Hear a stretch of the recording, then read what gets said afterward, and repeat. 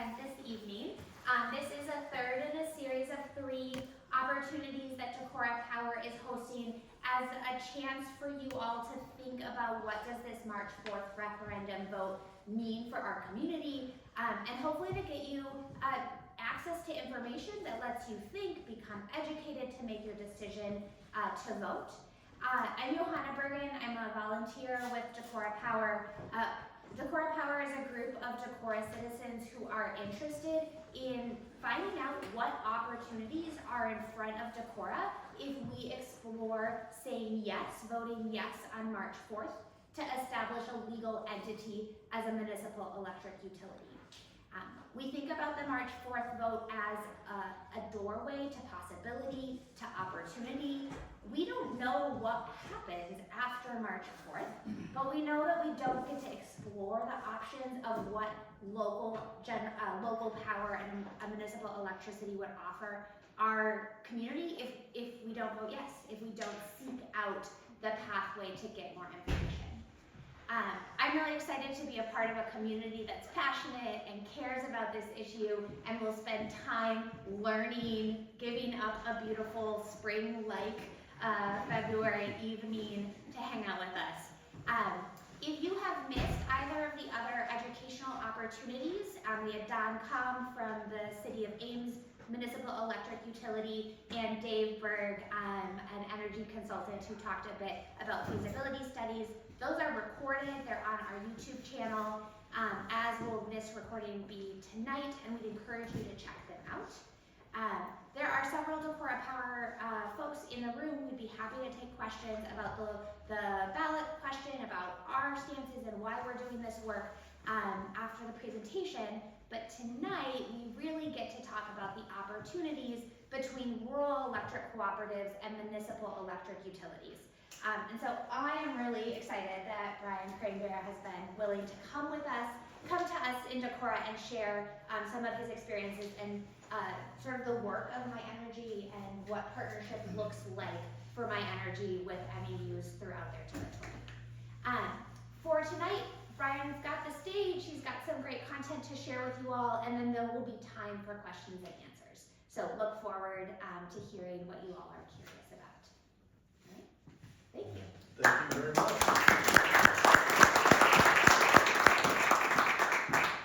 I would also like to introduce Kent Whitcomb. Kent is our Member Service and Marketing Manager at My Energy, and he's with us tonight.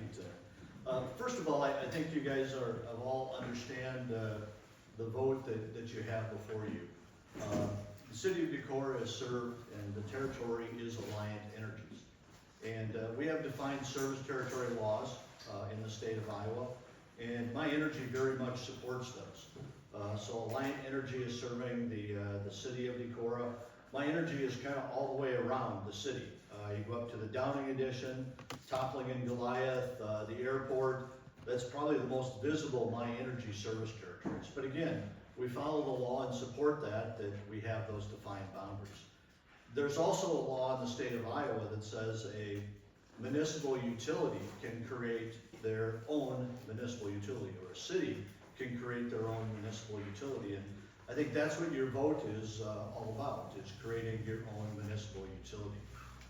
If that would occur, that would offer an opportunity to work with someone like My Energy Cooperative. And what I'm here tonight to talk about is the relationship and what we do with 10 cities that are part of My Energy Cooperative, and the relationships and the services that we provide to those. So just kind of wanted to clarify that again, this is not about the service territory of My Energy. It's really about the municipal utility, and the option, if you create that, would be an opportunity then to work with My Energy Cooperative going forward. So again, it's my pleasure to meet with you tonight. I always like to highlight our mission, and our mission is to take care of our members by safely providing reliable, affordable, and sustainable services. That's been our mission since we created My Energy Cooperative. Our focus is reliability, affordability, and sustainability. We're a relatively new co-op. We're a product of a merger of Hawkeye REC in Cresco, and Tri-County Electric in Rushford, Minnesota. That took place on January 1st of 2017. And that was a vote of our entire membership to create My Energy. We have 75 employees, we have 43 substations, we have 5,500 miles of electric distribution line, and that's a lot of line. When you look about the miles to cover the United States, it's about 2,800 miles to go across the United States. So we got a lot of miles in southeastern Minnesota and northeastern Iowa, and it's God's country, right? It's through some of the toughest terrain that we have. We have 24,000 meters and 19,000 members. Several of our members have more than one service, is why you see the difference in numbers there. We have an office in Rushford, and we also have one in Cresco. We also have outposts. We have 2 4-person outposts. Those are in Caledonia, and a relatively new one is in Preston. And we also have a broadband office there that I'll talk about a little bit later on our broadband partnership. That's really important for us, is you look at our offices in Rushford and Cresco and the outposts, when you see the map there, is that puts us closer to what we call our districts for service response and maintaining that reliability and staying in touch with our membership. And again, I mentioned we have 10 wholesale cities, and they're very important communities to us. We serve really small loads, but we also serve a couple really large loads. 2 ethanol plants within our service territory are our largest electric loads. But again, we meet the definition of a rural electric co-op. When I say that is, we average less than 4 members per mile of line. So low density is why we were put into existence way back in 1935. The wholesale cities that we have are Caledonia, Eitzen, Spring Grove, Mabel, Harmony, Lanesboro, St. Charles, Peterson, Rushford, and Lawler. Those are all municipal utilities that are member owners of My Energy. And we provide a whole host of services. Some communities we provide operations and maintenance agreement. Some communities we actually have meters, advanced metering infrastructure, AMI. In those meters, read those, and even do the billing for them. So it's really what the community wants from us, and how we can support them is the relationship that we have with our municipals. We also work very closely with them on economic development, help them with work plans, and also provide them wholesale power supply and a long-term contract. So got a very close working relationship with them, and we used to have 11. But any of you have been on the bike trail and have been through Wayland, you know Wayland's pretty small. And the city of Wayland just got to the point where they had a hard time managing that, and we worked with them and transitioned over. But again, these cities are doing great things. The leaders of My Energy are 10 locally elected board of directors. Again, they're elected by district, and they're also elected by the membership. So our governors, they set our co-op policies, and they also set our retail electric rates. And again, our board of directors are part of our local community, and they're also active in the co-op in that leadership. When you look at My Energy sales, again, we're pretty diverse. 40% of our sales are residential. Small commercial makes up 23%. I mentioned the large commercial, about a handful of accounts, about 20%. And then again, our municipals make up a substantial portion of My Energy at about 16%. When we talk about My Energy, we're also kind of unique. As I mentioned, the Downing Edition up on the hill. That's really a suburban area that has a lot greater density. We also serve a lot of farms and homes kind of out on the middle of nowhere, where we're running long lines to provide service. And we also provide service in several cities, town of Houston, Brownsville, and some of those services. So we've actually developed a cost of service rate structure that really identifies density. So some of the rural residential that has that low density have a little higher basic service charge. Hey, the suburban areas, hey, you're able to share a transformer with at least your neighbor. That reduces the infrastructure, so in turn that reduces the basic service charge. And of course, in the city, where you're able to use maybe 3 or maybe even more, some of that infrastructure to provide service on residential accounts, we're able to again have a different basic service charge. So our rates are really designed on a cost of service basis, and again, they're based on recovering our costs. I mentioned that My Energy is a nonprofit electric co-op governed by a board of directors. We also, part of that is we retire our capital credits. So when we have a very successful year, those margins in turn are allocated and then retired back to the membership. So since 2017, we've had over $17 million retired back to the membership in the form of capital credits. That's what co-ops do, is we share the success and also work together and return those dividends back to our members. We're also very active in our communities. It's hard to believe, but we have 71,000 scholarships that we make available to our high schools for seniors moving on for additional education beyond the high school level. And that's a big part of who we are, active in the community. We also have a program where members are, it's an option that they can round up their electric bill to the nearest dollar. That's our Operation Roundup program. It's a trust, and we've generated over $12,000 a year on a regular basis just from members voluntarily willing to round up their electric bill. Plus, we want to be part of our communities. There's a lot of different donations and events that go on that we sponsor. I think last year there was over $20,000 that we provided to help support that. And also, again, being part of a member co-op, we've had members that have voluntarily also contributed $14 to ReCare to help members help other members pay their electric bill. And again, that's part of our electric co-op and the strong support that we have with our members. Economic development is a really big part of My Energy.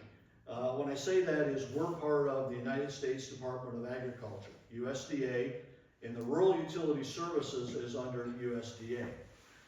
The big thing is we have access to economic development loans through the USDA program. And we've been very successful. We've been able to get over $4 million in federal loans, and a lot of those have allowed us to give a 0% interest loan, have that paid back to My Energy, and we in turn can reloan it to other businesses within our community to gain support. And right here, the Sunflower Child Development Center is one of our great successes that we were able to land some dollars. It was great working with Stephanie and attaining those dollars. Lime Springs Beef, that is another project that we were able to get a $2 million project for them and their expansion. And then also Municipal Medical Center. I think we've done 2 projects. We're working on one right now on their expansion. So again, we want to be part of the community and are active and with our members. We also just found out, I think just the other day, one of our other communities in Caledonia, Snowpack Frozen Foods, received over $1 million grant that we worked with to help them do some expansion for refrigeration. Energy management is also very important to My Energy. As I mentioned, we have 24,000 services. We also have almost 11,150 load control receivers in our members' homes. We control electric water heaters. We manage air conditioning load to help manage that peak that in turn helps us manage wholesale power costs. So we're very active in that, and we also have it on heating systems, irrigation systems, but water heaters is primarily our main focus. With that, when we hit those hottest days of the summer and the coldest days of the winter, like we did a few weeks ago, we're able to shed almost 12 megawatts of electric load to help lower our system peak, and that in turn helps us reduce our costs and save money. We also have a lot of rebates, and these are also available to our wholesale cities. We had over $450,000 in rebates to help members put in new electric water heaters, put in energy efficient air conditioners, ground source heat pumps, or even just upgrading the lighting in a commercial situation. So energy efficiency is a big part of My Energy's program in partnership with our power supplier, Darrell & Powell. Mentioning Darylin Power, we are just one of 24 electric distribution systems in the Darylin system. And they do a tremendous job. They're also a co-op.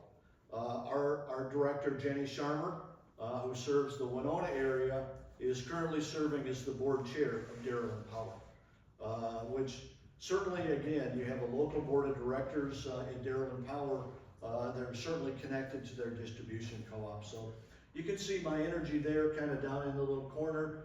You also see all of our municipals highlighted there. Darylin also not only provides service to the 24-member distribution co-ops, they also provide service to several municipals across Wisconsin and in southeastern Minnesota. Darylin is what we term a generation and transmission co-op. They generate the power, they acquire it from the market, they transmit it over their transmission system, and they deliver it to us at our substations. We own our substations. That's when our people take it from there and in turn have the infrastructure to deliver it to our members' homes, farms, and businesses. So again, Darylin Power has over 232 substations, and they have 462 employees with assets over $1.5 billion. When you look at our energy mix, there's been a great transition towards more renewable. And one of the things that My Energy is very proud of is that we've also done some solar projects where we found some capacity in some of our substations on our distribution system, and we in turn have went out and put in some solar systems. Between that and also what Darylin Power is doing and what our members are doing, we're pretty close to a little over 46% of our energy is coming from renewable sources today. That's pretty big when you start looking at some of the goals, and I have down in the highlight, and in 2021 the Department of Energy wanted us to get to 42% by 2050. Well, we're definitely exceeding that mark on our trajectory. And I mentioned one of the things that we're doing. Darylin's doing renewable energy. My Energy's doing renewable energy. We've got 9 megawatts of solar on our own, and we're trying in the process right now of working 5 megawatt projects near the city of Caledonia. So that is a big part, but our members are also a big part. We have over 1,000 of our members that have put in their own distributed generation, and that's 18 megawatts, and that's what helps us get to that 46%. So we have a lot of distributed generation throughout our entire service territory. And we've also erected policies that the board of directors has supported that really enables more members to install solar generation. And I think that's been a model for a lot of utilities, not only in Iowa, but also Minnesota to look at that we're very active in. One of the important things that we have as an electric co-op is support. And I have a tremendous group of employees, and they truly do work around the clock to maintain that system reliability. This picture down in the left was during the tornado that happened, I think just last spring, that rolled through here. And again, we cover a large service territory, and we see a lot of stuff when it comes to Mother Nature and damage to our distribution system. But we have a tremendous team that has always done a great job in maintaining reliability. But every now and then, Mother Nature really packs something that becomes pretty widespread. And one of the things that we have access to is mutual aid. So we have 24 distribution systems that I highlighted with Darylin Power. We have a rope program as kind of our emergency term that if any of us has a disaster and we need help, we can rely on any of those 23 other systems to come give us help. We'll support crews, we'll get things rolling and do what we need to do. And that's just part of our DNA to help out our other member system. If we get something that's really big, then we would coordinate with our statewide associations. And in taking a look at that, in Iowa alone, we have support. Minnesota, we have support. In Minnesota, we have 44 other electric distribution co-ops that can come to our aid if needed. And that's a pretty good sized swath when you look at it that, hey, if we need to, we can pull people from western Minnesota, northern Minnesota, or different parts of the state if you have a pretty widespread storm. The same thing in Iowa, where you know, we have 39 electric distribution systems, and again, we can provide mutual aid. During the derecho, our guys were down at Macocata Valley, helping them with their support and what they needed. And last fall, when the hurricanes went through, our crews all went to South Carolina. We were down there providing help. So if there's something really bad, we have 832 electric co-ops. I could be off, I'll check my notes, but nearly 900 is probably a safe way to say that, electric co-ops across the United States. And again, if needed, we go to provide that support and provide that direction. But again, we have good mutual aid if ever needed. And the other thing I wanted to highlight tonight is we're very big on partnerships with our municipals, but also partnerships and identifying services that we need for our members. And one of those areas that we identified a few years ago was broadband. We had some broadband deserts in our service territory. And I think after going through the COVID pandemic, that was pretty much a wake-up call to everybody that you needed broadband in order to go to school, work, and other critical services. And it's becoming even more important when you start looking at the lifestyle, the technology, and everything that we have coming before us. So we partnered with two of our local telephone co-ops, Spring Grove Communications and Mabel Cooperative Telephone. And those two have been very successful. They've built out broadband within their communities. They're independent telephone co-op already. What great partners to help us go out and identify areas that are unserved to help do that. And it's been a tremendous success. We have been awarded over, I think, 9 different projects, 4 of them on a federal level through Reconnect, the Iowa program, the Minnesota border-to-border program, and we're certainly making a difference. Again, the color codes kind of highlight where we are. The gray areas is where there is an existing service. But again, you've seen around Decorah here, our East Wind project on the east side of town has been one of our big successes. And hopefully with this nice weather, we're going to be able to get that thing finished here within the next couple of months. But this is on our radar. It also helps not only members, it helps businesses, but it also helps us in the future to have an electric system that is connected by fiber for communications, data transfer, and operation. This gives us certainly the system to operate in the future successfully. So that's my quick overview of my energy and again, the services that we work with our municipals for. And at this time, I would ask if there's any questions. And it's a quiet crowd, huh? Go ahead. What was it, 2017-18, Alliance sold off several of their services in southeast Minnesota. And I know Spring Grove was one you had them listed. And, you know, we know that you have been contracting with them. They seem to be doing just fine since that transition.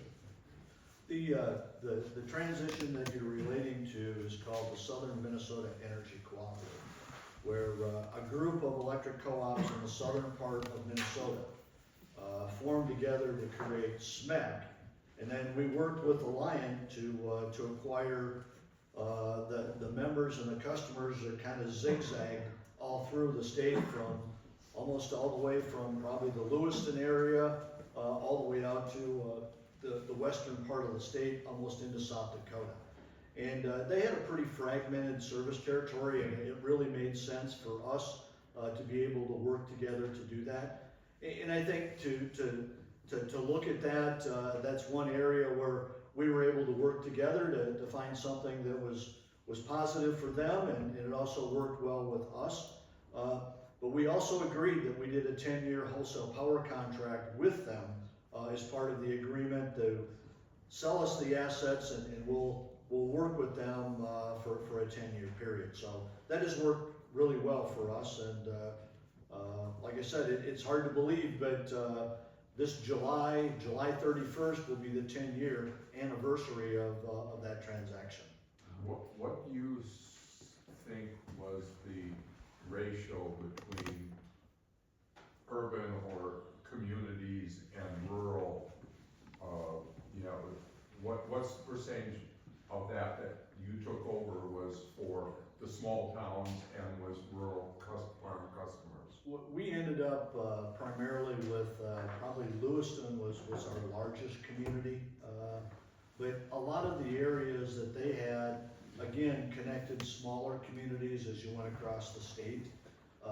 Some of the areas had, you know, great density when you start looking around, you know, some of the communities in the central part. Others were really small. You look at the town of Fillmore, there's a handful of people there, but again, it kind of dissected and went through our area into Chatfield, if you're kind of familiar. And again, I think it was one that, you know, when we looked at that 9.5 years ago, you know, there's an expense that Alliant Energy had to go before the Public Utilities Commission for a rate case, and they had a relatively small number of customers in that area. So we found a really good blend, and they've been good to work with on part of that situation. But again, it was I think in our case, we ended up with about 2,500 members that they became members of ours. Some co-ops seen a lot more. People's Energy Cooperative, Freeborn Mauer seen probably a greater amount, but again, they had communities that had maybe a greater population than what we have. So, okay. Can you talk a little bit more about your relationship with Spring Grove and how you work with that municipal? I heard maybe they set their rates as a community, maybe they're just buying wholesale power from you. I'm not entirely sure how that relationship's working, but curious about that. Okay, that's a good question. With Spring Grove and just like all of the other communities, that those local communities set their own retail electric rates. What we come with is we come with a wholesale power supply arrangement that is tied in with Dairyland Power Cooperative, and in turn gives them some stability that they're not going to have to be vulnerable to the market. But again, Dairyland comes in, provides a long-term rate, and with that, there's also charges that will help them and incentives to look at energy management and things they can do to help lower their costs within that rate structure. But again, Spring Grove is one that is also transitioned. When I started a number of years ago and worked with them, they actually had some employees that did some of the work, the line work, and when some of those retired, we've taken over a little bit more of that responsibility. Caledonia, on the other hand, they actually have a couple linemen that do a lot of the work in town, but then they rely on us to also work with them when it comes to bigger projects. The thing that I think is beneficial to them is that we're doing a lot of the things that they can do. So when we do our vegetation management program, we go out and bid that. If they wanted to, they can come in and say, hey, we need to do some vegetation management, tree trimming in our area. So they can be part of the contract. Pole testing, they can do some of those things. Again, we have a consultant that works on our wholesale rates. We work with them, so they have access to help in some of those decisions too. So we really work with them, and they let us know on what are some things that we can do to help you be successful. And in turn, they let us know. Some things they're fine with doing and are comfortable. Others they rely on us to do. Yep. So one of our issues, of course, is the fear and uncertainty and doubt that gets spread about how to come up with a fair purchase price when you have to purchase assets. How do utilities go about valuing those assets when they're in some combination of new, depreciating, and fully depreciated assets? There's got to be a magic somewhere. How do you do that? Well, I think it can be done a lot of different ways, and I'm not here really to say how to go about or to do any of that. I think the big thing that we look at My Energy is that, again, we're a nonprofit electric co-op. We look at what our book value is, of what our assets and what they are depreciated. So I really can't answer that. I think I'm here tonight just to talk about the relationships that we have with our cities and how we help and support them in that role. So, yeah. Brandon, can you talk about am I right that there's a Decorah substation that My Energy owns or uses to bring power into Decorah from Dairyland Power? I am probably Darylyn Power would be best to address that. Okay. But again, Dairyland and the other power providers that generate and transmission power work together. They also work with ITC and coordinate some of that. Mhm. So I think that's something that I would be more comfortable. I think that Dairyland Power would address at that. Yeah. And I did ask if they would have somebody available tonight, but unfortunately, they had other meetings that weren't able to attend, so. I do have a second question. You mentioned AMI meters and that some of your members have AMI meters, or do all of your members have AMI meters? We are actually on our second generation of AMI, advanced metering infrastructure. We put in one system that seemed to work. It partly was a power line, some of it was more of a mesh system. And we found that in our terrain and everything that we have, that the mesh system was better. So we're looking to upgrade it just because it's faster, more efficient. It also ties into our broadband with the Eaton system, our load management system. So it's going to be more of a full fulfilling process.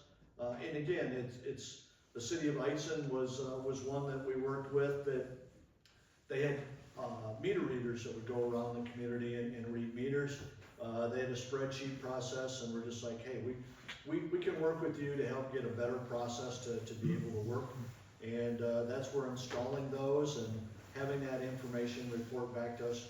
We in turn have the server, the software, and everything that needs. So by placing a lot of the meters out there, we're able to utilize some of that infrastructure that My Energy already has in order to get that information. So that's really important because that is also tied. We have an outage management system, and it's really designed for us. Those meters also let us know when our members are out of power.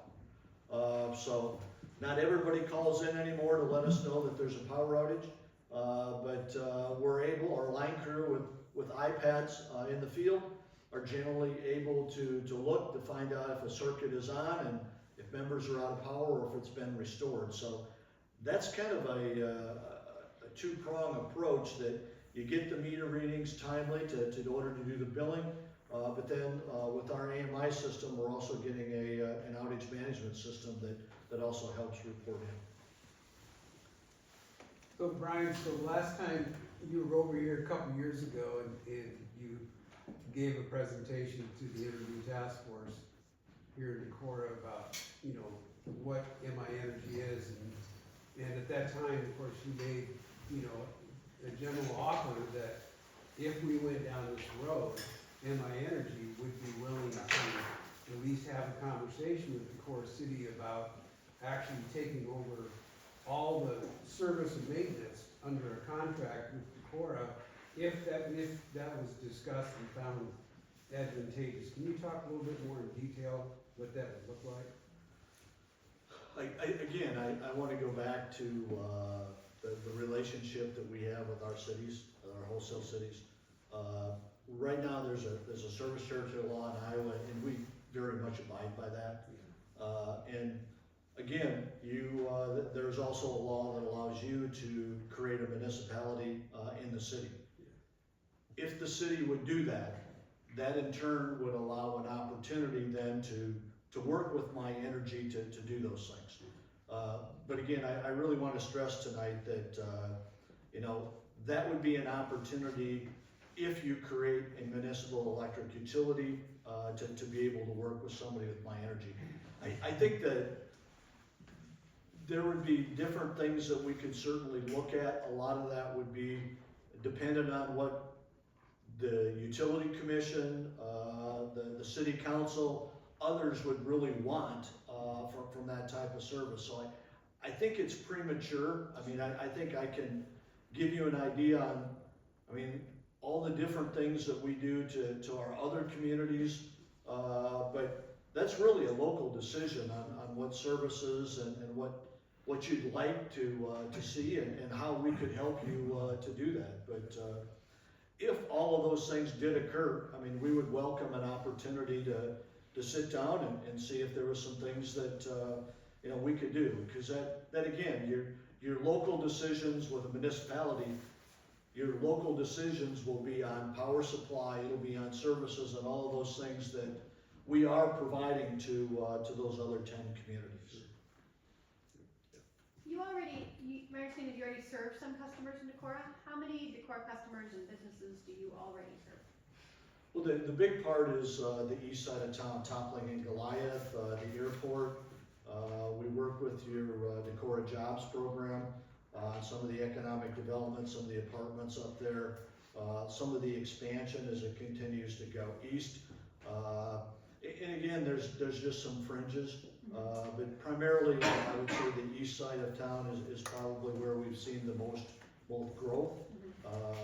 And again, we worked with Steve and the Downing addition up there when that went in, and again, that's part of our defined service territory right now that we work through. So that kind of gives you a little bit, but there's probably people that live in town that have services in my energy service territory too, out in the country for a farm, or maybe it's hunting land, or some other type service too. So we have a lot of interaction that way. Looking at the map, there's a stretch in the middle of our county that has, you know, a strip going east and a strip going west. Is that Alliant territory? Correct. So it's not just the city? Correct. When you look at that map area here, you know, that's also, I mean, when you look at Alliance Service Territory, they also provide service to Cresco, and again, at Lime Springs, Chester, and that's kind of the area that segments through there. And then when you look up in the Minnesota area, you see a line through there. That is Xcel Energy. They're in Winona, and they come down through the ridge and provide service to get to La Crescent. And that's traditionally a lot of what occurred, that the investor-owned utilities serve the more urban areas, you know, back in the 1930s. And it's the people in the country that didn't have electricity, and that's why the Rural Electrification Administration was put in place. That's how Hawkeye REC was formed and Tri-County was formed back in 1935. And then we've gained some synergies by going together to do that. But a lot of those communities now have grown out into co-op service territory, again, because of the growth of the communities that way. So, good question.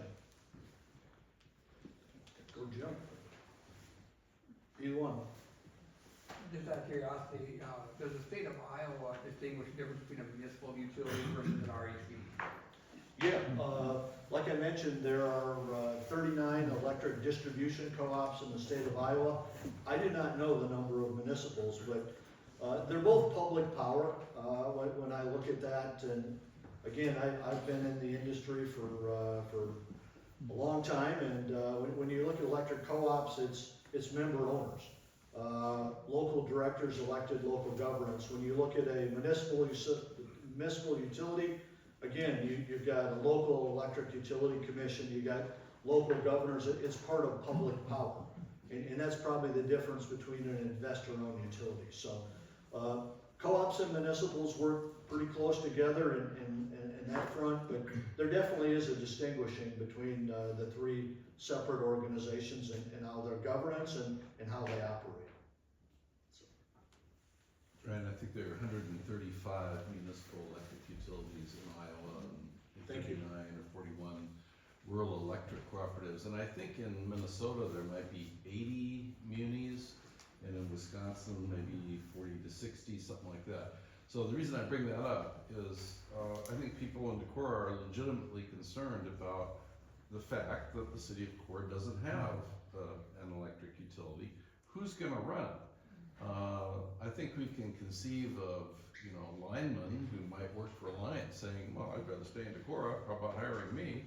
And so I think at the at the service and maintenance level, I think we can kind of conceive of how we can hire people to do it. But can you talk a little bit about the availability of talent for someone who would be, for example, a general manager, or maybe talk about how munis in general are structured, especially a muni of 8,000 people or 7,000 people, fairly diverse economy. Yeah, Because I think that's a legitimate concern people have, is we don't know what we're doing. How do we know this isn't gonna end in a big boondoggle?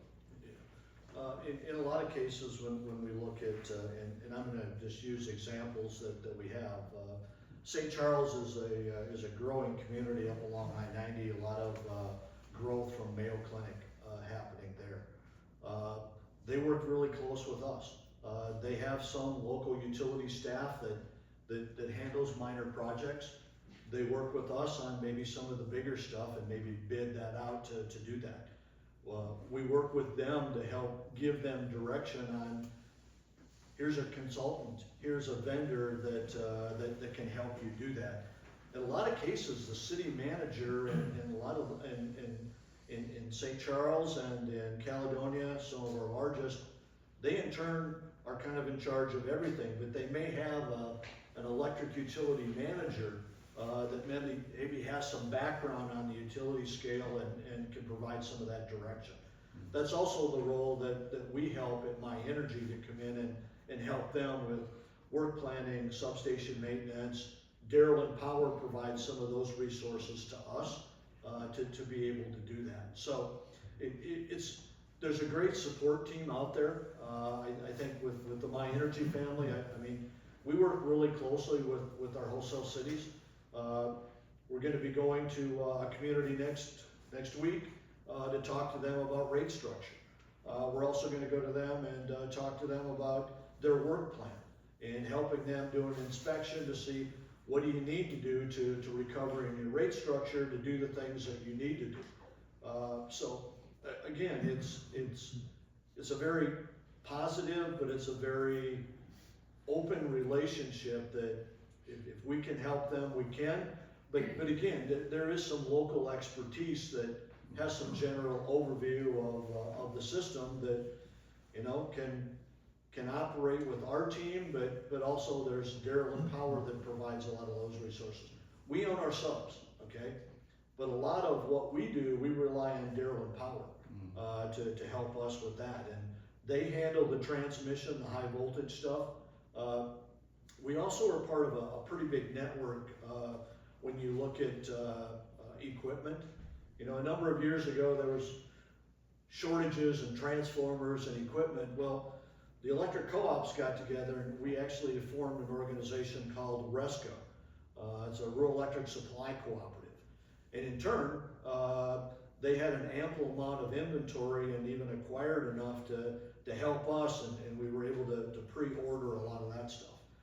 The electric co-ops are pretty unique in that if there's a critical service that we all need, we also kind of go out and help ourselves to create that. So we also have a billing system. It's called the National Information Solutions Co-op. They provide the electric billing system for not only us, but I think all of the co-ops in the Darrell system. We all have the same billing system. Again, that's a relationship. Insurance, that's probably a big thing right now, especially what you see in California with wildfires and some of the stuff on the East Coast. We also have our own insurance company, Federated Rural Electric Insurance Exchange. It's a member-owned, that we bound together to help us weather the big things that are going to be impacting us. So when you look at My Energy, we're a little bigger electric co-op when you look at some 900. we're not really big, but we're bigger than the average. So there's still a lot of support services that we get, through being part of statewide associations, our national association, and also working on the legislative front and communicating laws and direction that way. So we get a lot of support, Jim. We'll go to the back first. I want to follow up on that question of you working with all these other cooperatives like Resco or the insurance cooperative. Are those cooperatives also nonprofits in that, so is there savings there to be had from just, I mean, I know they gotta make money and bring returns to their own companies that they're staying afloat, but they're not siphoning profit from you or the rest of your. And generally, you look at Federated Insurance, which is an exchange, is how that was operated. The NISC, Resco, we in turn do get capital credits from all of those organizations based on our patronage and what we do.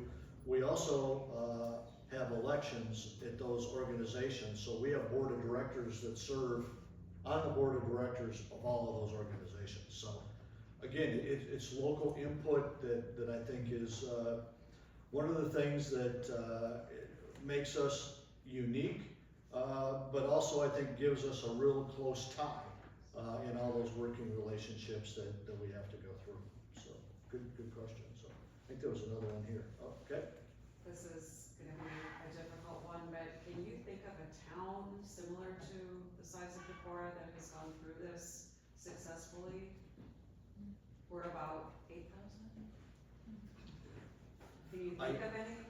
I don't have any off the top of my head. There is another group in western Minnesota that is looking at doing something, and I think is being very successful. So I don't think you're totally unique, but I can't give you an example of somebody else. Maybe there's somebody else here that could. And then they're working with MI Energy? We don't have any others at this time. Like I said, we're providing service to our 10 wholesale cities. You're not providing it to that western? No, that would be another electric distribution co-op that is working, and that's in Minnesota, and I think that happens to be a smaller community that we're working through. But I think some of the same concerns that some of you have shared here tonight. So, there's no question? Yes? Brian, you've got customers right now inside the city limits of Decorah. You got customers that are close to outside the city limits. Are you getting calls from people asking, what should I be thinking of in consideration of whether this is a good idea or not? I mean, wherever you have a defined service territory, you have a boundary.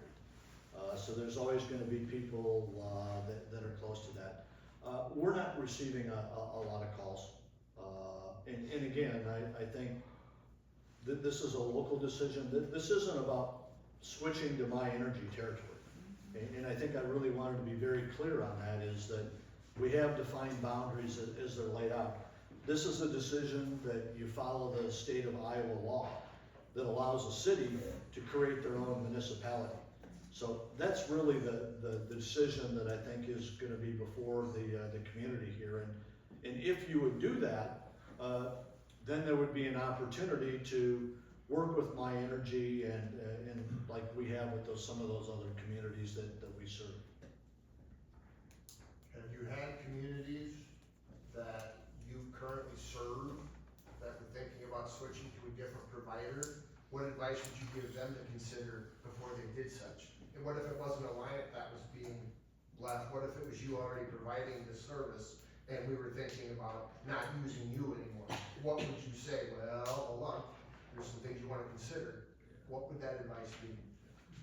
We haven't had that situation, and I think Ken can testify also. I mean, we work really close with our communities, and if there's challenges, we want to do what we can to help. We're support. So I have not run into that hypothetical situation, and I think that's a good thing. Again, we work very close with them. We want them to be successful. It's very important for not only them to be successful, but we do it, and again, we get support through Darrell and Powell on the wholesale side. And I think that's really important when you look at it, is that we're the experts on the distribution side, the customer service side, and working with our members to make sure that there's energy efficiency and rebates and incentives, and we're talking about the right things. Darrell and Power provides that support for us at My Energy. They're the ones that are securing the long-term contracts, the capacity. So they do that for us. And in turn, we do that with our relationship to our 10 wholesale cities. So they aren't having to deal with MISO and those issues. They have an all requirements contract through us and a rate that they can operate from. And again, there's levers on there that they can pull and do to help reduce demand savings, especially hottest days of the year, coldest days of the year, to manage that. And again, that's kind of how we operate. There's a lot of homes in Decorah, and a growing number that have solar on their houses, and there's questions of how that would work in a cooperative or net metering options, things like that. Could you go into a little bit more detail on how that works with My Energy, with personal home solar systems?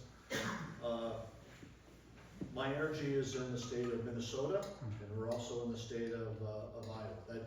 That's an advantage that I look at, is we have resources to the Iowa statewide, the Minnesota Rural Electric Association, and a lot more information.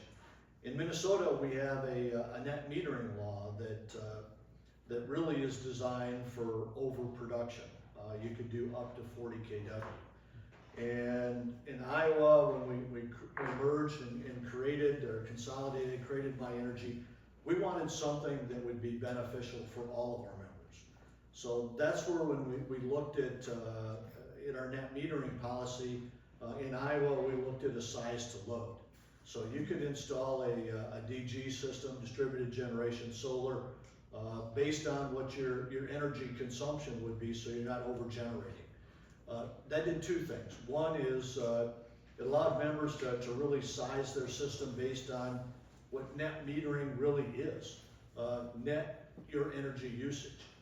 The other thing that it did is it also allowed maybe your neighbor to install a solar system at their size. Because one of the things that we've seen happening in Minnesota is that you get a couple neighbors that would oversize their system, and it would take all the capacity of that electric distribution line. So the third member that wanted to do it, there was no ability for them to put in a solar because of the excess production would overrun that line. So by moving to that model, I think has really enabled more members to install solar. And it's been very successful, I think, in that approach. So, I mean, there's laws that require somebody wants to go out and put in a really big system, they certainly can. But they're gonna have to work with us to make sure that we have the distribution capability to take that energy. And also there's federal laws that say if you do this, this is the avoided cost rate maybe that it would be. But in our cases with our net metering, you're avoiding those costs that you would otherwise be paying for. In our case, we'd be looking at about 11.25 cents on residential, just checking with Kent here. So that's the net savings that they get by generating their own and not having to buy that from My Energy. But I will say, we've taken a very unique approach, and maybe some of you have heard that when you look at some of our rates, you'll look at the basic service charge is considerably higher. That's by design. That's by design so that every member is covering their cost of delivering that energy to your home or your farm and your meter, and it's not baking in energy to help run the co-op. That's trying to us recover our delivery cost and service, so that if you put in solar and your neighbor doesn't, you're not subsidizing them on the delivery costs. So every member pays the cost to maintain that reliability, and you may not be using it all the time, but you're using it at night on a solar system for a battery. This is the distribution system. So we really unbundled our rate to separate energy from the delivery cost to eliminate cross-subsidization amongst our membership. And it's been pretty successful. We'll go here and then back there. Well, I just wanted to be clear, with the municipal electric utility, they would determine the ways in which they wanted to work with solar customers, even if you were helping with the distribution rate. A local community would set their rates, but also set the parameters for working with solar customers. Yeah, that's part of the direction. Again, we provide support. Kent in particular, maybe when we're done here, he has a support team that we work with members, we work with contractors. We want it to be a successful installation too. We don't want it to be a bad experience. But the big thing is we make sure that the load is sized. If there's equipment that needs to be upgraded, we do that. And again, we've got an electronic version from an electronic application that goes through that helps people in that process. But those are decisions your local electric utility would provide. And again, Kent is there. Some of our communities, they say, we'd like My Energy to handle our interconnection process for distributed generation. And we do that. But others, they'll say, hey, we can do this.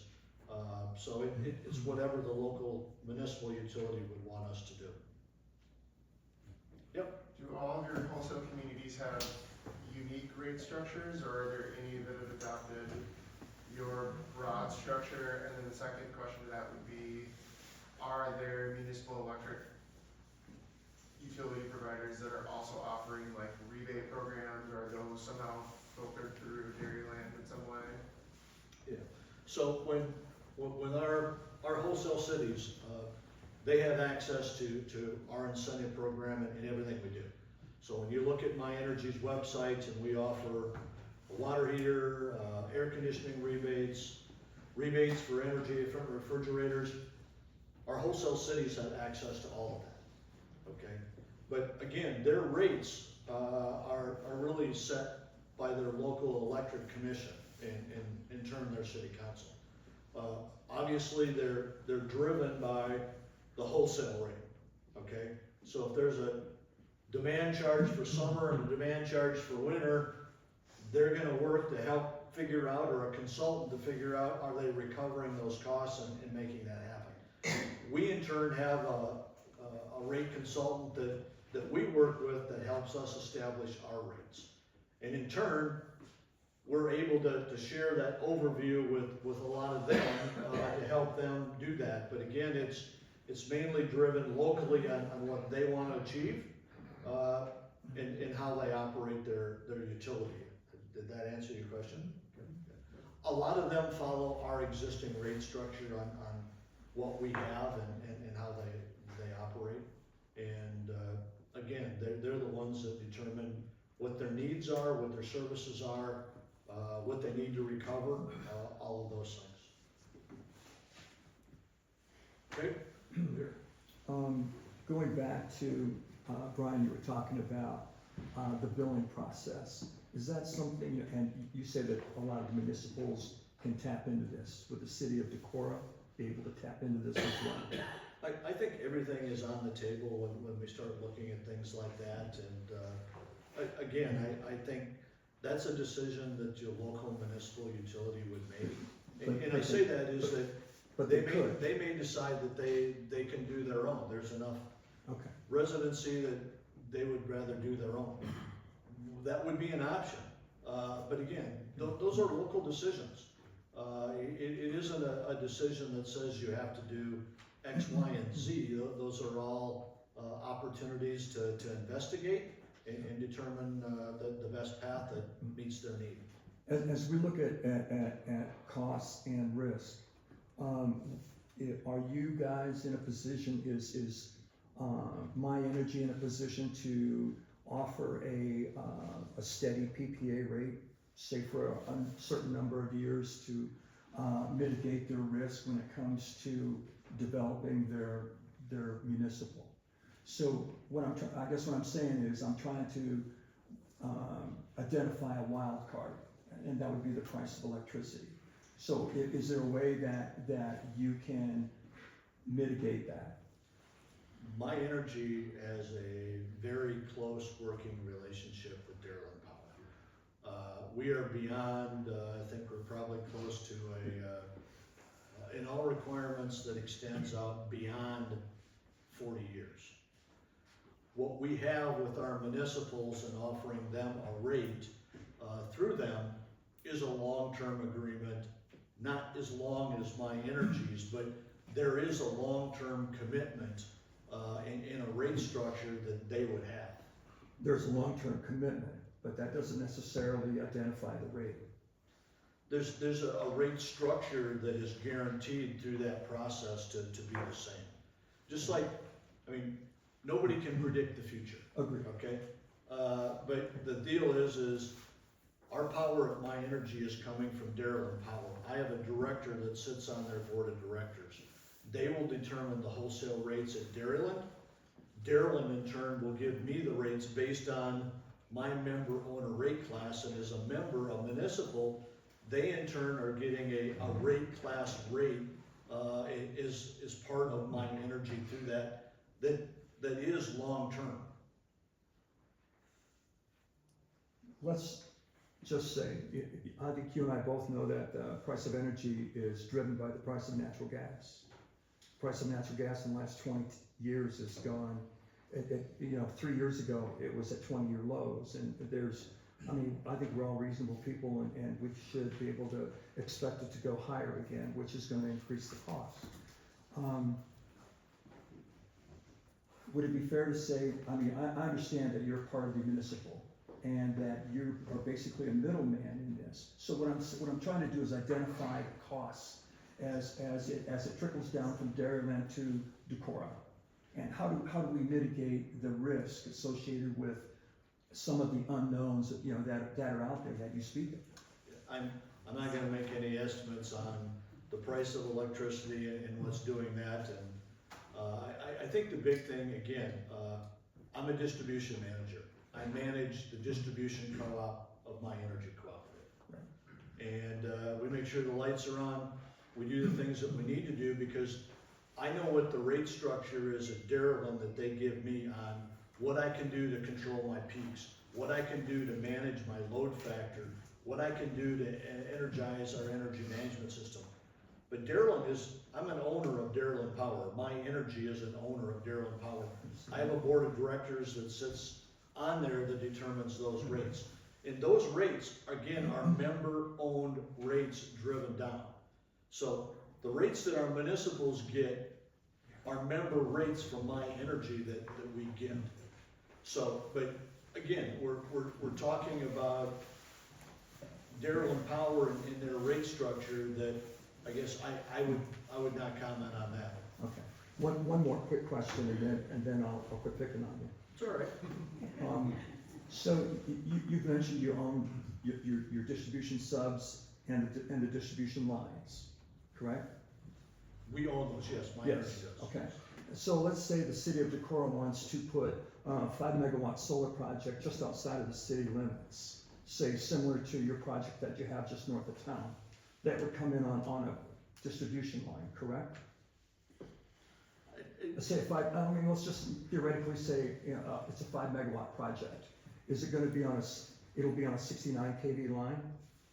We actually are working with a project right now on a distribution system that's 5 megawatts, and we're locating it next to our substation. So I think, again, where I'm going with this is when it comes to costs, because when you get a cost from Darylin for your power, it's going to include a transmission cost. That is not going to be part of the if it's on a distribution line. That transmission cost will not be in the cost of the electricity, correct? when you look at distribution, you're gonna have to look at where the transmission is coming in, what it's being fed. But you also need to look at, some of the other demands. But we're getting into rate philosophy here, and I would just soon not do that, because I am not a rate expert when it comes to wholesale power. And again, I would rely on Darrell and Power to do that. They do that for my energy. Simply put, though, if we put a 5 megawatt project on a distribution line, the cost associated with transmission would not be charged to the city of Decorah, correct? It depends. I mean, there's just a lot of other variables that would go. Ken? So our PPAs that we've done with our Philadelphia projects, we have 4 other ones. All those PPAs are based on power purchase agreements, based on energy alone. So our transmission savings on there do get added back on our wholesale. It's just a PPA for the energy portion. For I our think there was a question. I was gonna say that if there was a new utility, and this is, 7 or 10 steps down the road, we certainly could look at owning our own generation and look at the value of that, of both its energy and its capacity and its transmission value. And to go back to your question earlier, it's common for almost all utilities, and I know that this includes both Lion Energy and My Energy, to have an energy adjustment clause that basically is a tariff agreed upon formula that's approved either by the utilities board or by the member or the city itself, to say, if electric prices, if natural gas prices do this, this is how our cost is gonna flow through to customers. Basically, it's just a reserve margin, so you're not overcharging in the case of low prices, but you also are passing through higher gas or wholesale prices, wherever your energy is coming from. Yeah, but looking to mitigate the risk is where I'm going with this. I want to be able to make sure that as the city of Decorah looks at this and say the price of natural gas doubles, that we're not just looking at a surprise cost factor as going forward. That's my concern. And I think Brian's point is that with local control over many things, including load management, energy efficiency, solar, renewables, and looking at even backup generation, that you like to support, those are all tools in the toolbox of utilities, of which we could have one ourselves. And I agree completely. And the truth is, I mean, My Energy can probably control costs better than Alliant can any day of the week, just given their size. Okay, they're able to do that. So I'm not gonna make any of those assumptions. Again, I work with a great group of employees that we're member owned, and we try to support our communities in every way that we can.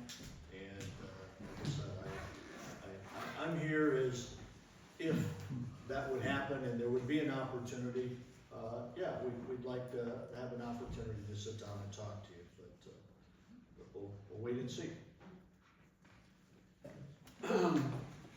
While we're talking hypotheticals, I mean, in your position, you're involved in lots of big picture conversations. We're hearing lots of talk now about a dramatic rise in the need for more power as this whole AI thing takes off, more generation necessary. What are you hearing? What's from where you sit, where's this gonna go? Are we looking to having to build a whole bunch of new generation in this region, or what's your thoughts? I'm reading a lot of the same articles. We're hearing stuff on data centers. We're also seeing the increased load. But we're also hearing things where the Duane Arnold nuclear plant is looking to be restarted. There's other things that we don't know what this administration is going to do. So right now, it's just kind of it's kind of wide open to see what's really going to happen. There's a lot of things that are in place right now that I think are still moving forward. We've got renewable energy projects, and we're hoping that they do continue. But again, it's really a dynamic time.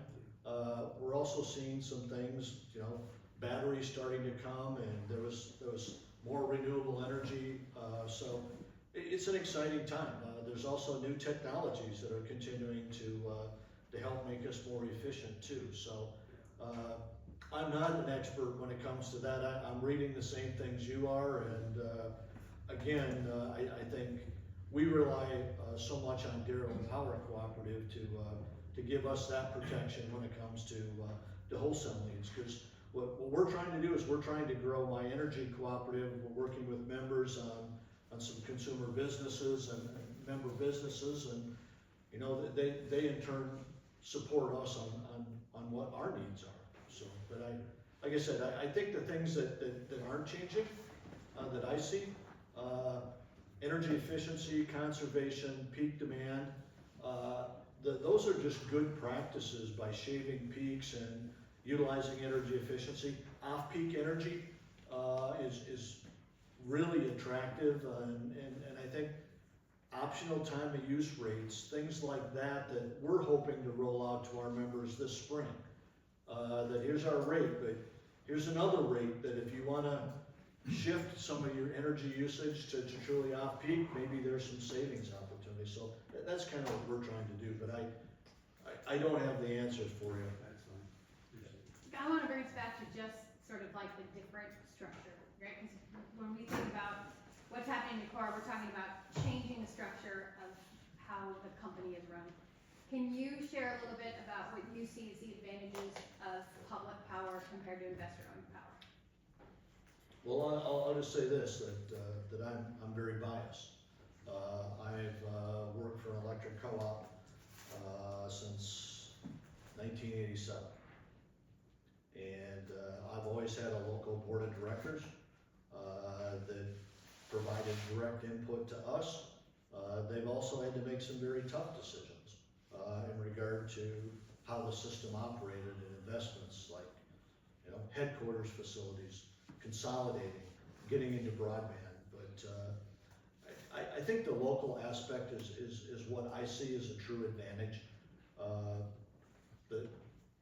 The governors of my energy are elected by the membership by district. They come to the board meeting every month, and they're prepared to make decisions. And if we need to, we bring in the expertise to help them make that decision. So we do have local control at my energy with our local board of directors. The rates they set, they also pay on their home. And they also hear about reliability and the issues from the rest of the membership. So, like I said, I've come from the co-op world and have worked there all my life.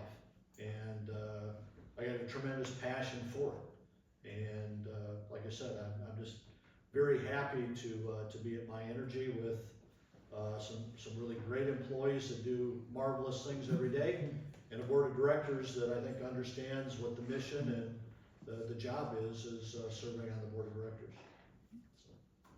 Awesome, thank you, Brian.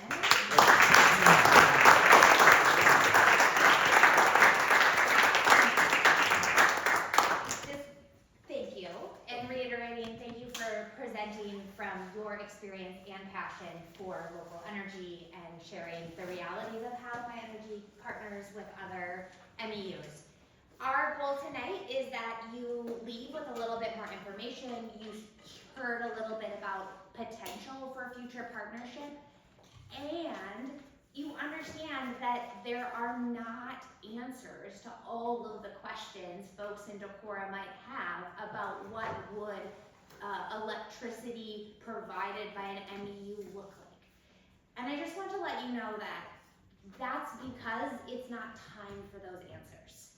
We need access to information that we don't have right now, that as a citizen of Decorah who pays a lot for electricity, I'd like to have access to. So voting yes on March 4th is the first step to create a legal entity on paper that the city of Decorah has a municipal electric utility. And that establishment of a legal entity on paper is what gives us access to come to the Iowa Utilities Commission, to engage with them as their client, to say, hey, work with us to get the information that we need. And none of us know what we find out, right? We don't know what we find out is feasible. We don't know what business plans might look like. But I am excited to say yes to the opportunity to find out, instead of just saying, I'm worried, so I'd rather not know, right? Voting is open. You can vote Monday through Friday, 8 to 4 at the Winnebago County Courthouse. Took me about 4 minutes and 25 seconds to do it, including going up the stairs. The elevator had a wait, so that would have added a couple of minutes. Polls are open on March 4th, 7 a.m. to 8 p.m. 5 polling locations here in Decorah where you voted several times in the last 3 months because we are a community who likes to vote. Please, I'd encourage you all to vote yes. Take your friends and neighbors and family. We'll be around for questions if you have them for a little while, but thank you for caring about our community. Okay.